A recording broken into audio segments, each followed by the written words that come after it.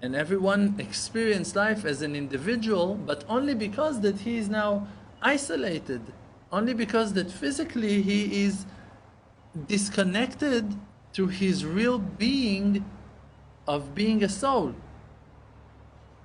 But as a soul, we are all one. As a soul, you and the grass, you and the lake, you and the fish in the pond, you're one. Because there is no one except for him.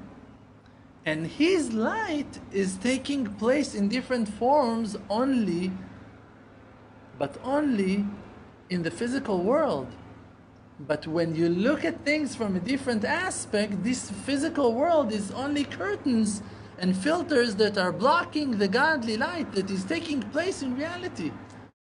שום דבר כבר לא יעצור אותי מלהגיע אל תוכי בכל כוחי